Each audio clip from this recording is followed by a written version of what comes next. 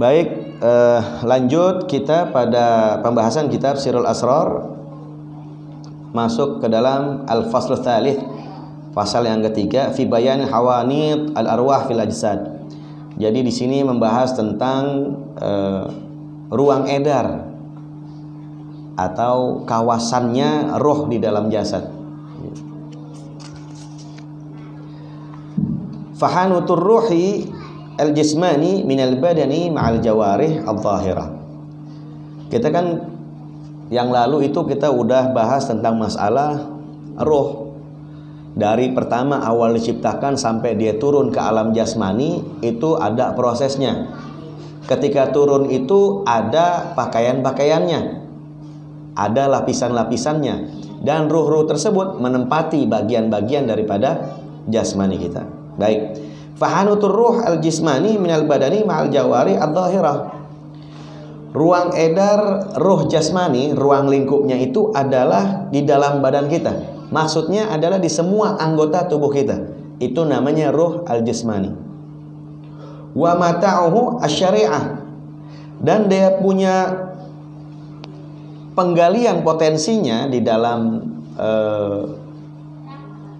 menambah atau mengaktifkan ruh tersebut ya dengan amalan syariat. Jadi penggalian potensinya ini adalah dengan beramal yang sesuai dengan syariat.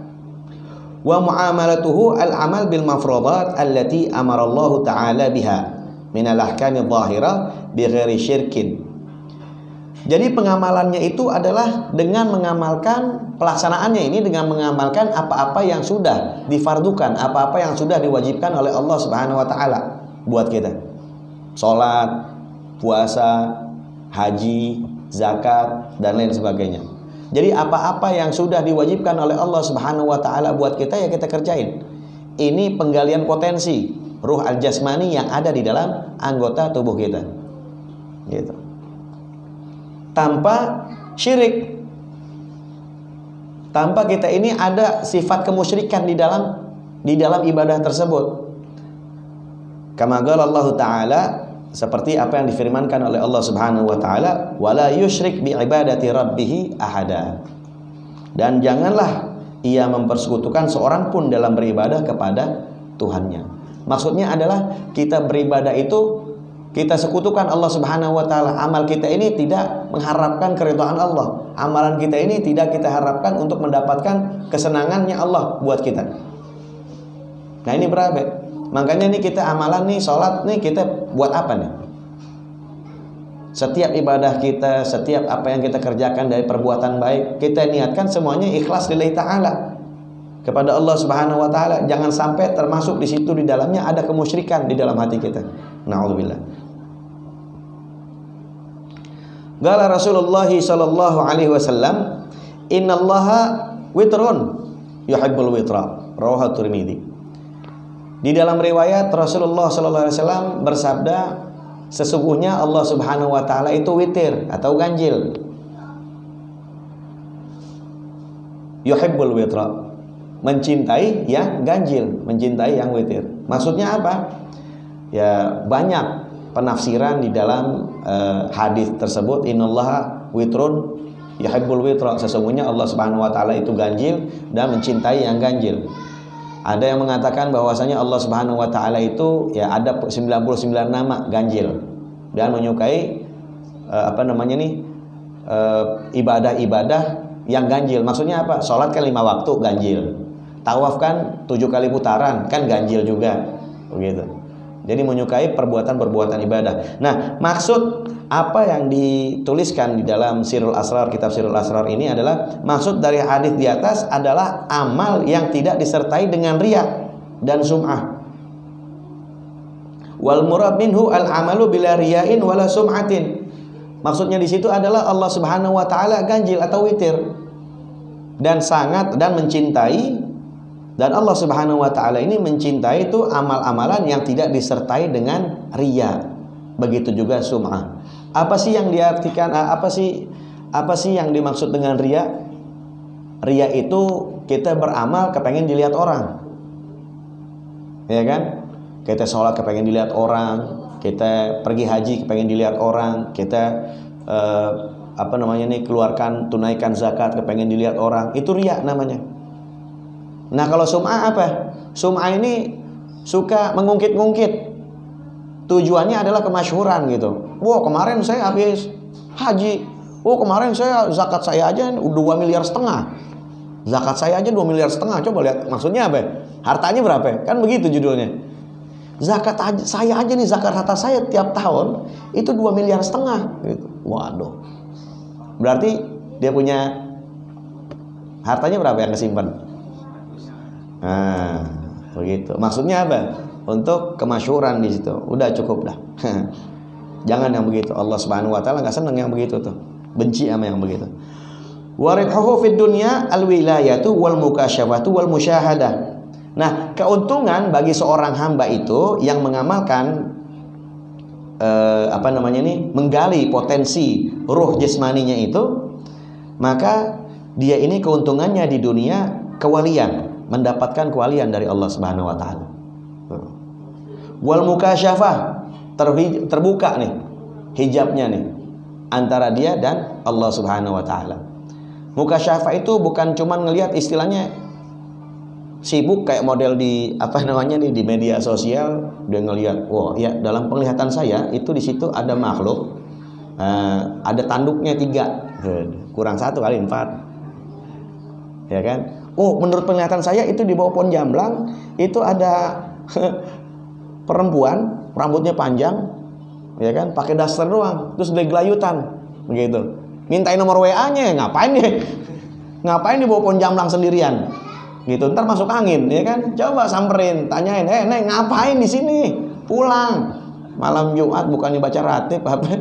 Gelantungan di pohon jamblang gitu. Nah, mukasyafah tuh bukan yang model begitu. Atau sekarang kan modelnya banyak tuh. Sekarang kan modelnya begitu modelnya nih. Banyakan kepengen jadi wali. Ibadah kagak, sholat kagak, puasa sunnah kagak, kepengen jadi wali nih. Dia ngeliatin orang nih. Menurut saya Anda ini tukang main judi koprok. Dia denger dari temennya. Banyak tuh yang begitu tuh, ya kan? Dilihat lagi, iya. Saya lihat kamu nih sering main perempuan kayaknya. Waduh, kita tahu-tahu kaget. Oh iya bener juga ya. Waduh, masih percaya aja mendukun ente. Wal musyahadah gitu. Dia ini berhadap-hadapan. Istilahnya musyahadah, menyaksikan keagungan sifatnya Allah Subhanahu wa taala. Tuh. Fi alamil mulki min tahti tsara ila sama. Di alam mulki dari bumi sampai ke langit. Tuh lihat. Itu musyahadah, disaksikan oleh Allah Subhanahu wa taala. Kekuasaannya Allah nih. Nggak ada kekuasaan yang bisa menandingi kekuasaannya Allah Subhanahu wa taala. Terkaget-kaget kita ketika kita itu disaksikan kemahaan Allah Subhanahu wa taala itu. Gitu. Wa mithluhu al-karamah al-kauniyah min al-maratib ar-rahbaniyah kal masyi 'alal ma' wa tayran fil hawa wa tayyil makan wa sam'i min al-ba'id wa ru'yati fi sirril badan wa nahwi dzalik. Nah, daripada keuntungan-keuntungan yang didapat juga itu ada karamah namanya. Ada keramat orang bilangnya. Apa itu keramat? Keramat itu amrun khariqul adah, perkara di luar kebiasaan yang timbul dari para wali. Tuh. Contohnya apa? Dia bisa jalan di atas air. Dia bisa terbang di udara. Dia bisa melipat tuh. Melipat tempat. Maksudnya jarak yang jauh jadi dekat sama dia. Kalau kata orang sini apa sih namanya?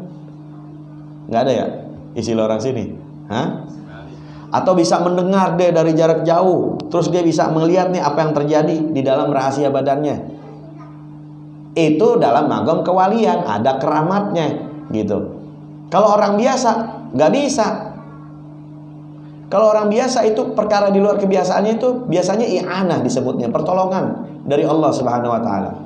Kalau oleh para nabi dan rasul setelah dilantik jadi rasul gitu, itu namanya mukjizat. Kalau sebelum dia diutus menjadi rasul, itu namanya irhas. Jadi perkara-perkara di luar kebiasaan itu banyak. Yang ajaib-ajaib itu di luar kebiasaan banyak. Jadi ada tahapan-tahapannya.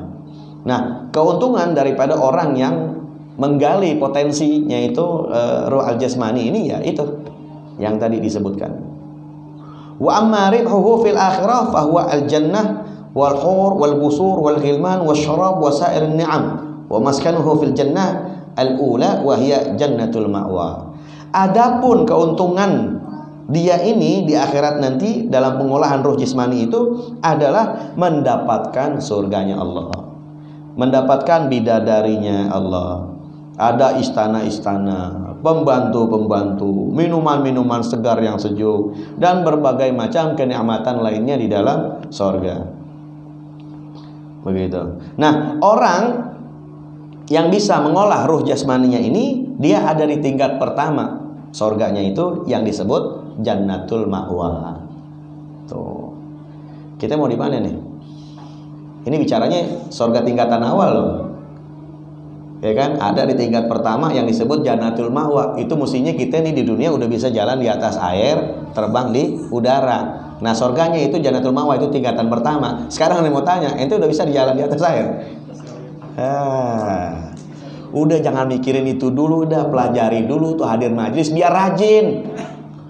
Ini hadir majlis angot-angotan, ya kan? Lah, semua lagi gak enak badan, jadi jangan cara alasan sakit apa segala macam. Aneh lagi gak enak badan juga. Dari tadi mau baca qasidah bawaan gatel aja tenggorokan nih. Tahu ngeliat Rasul kali ini gara-garanya nih. Mau dehep aja ngegahel.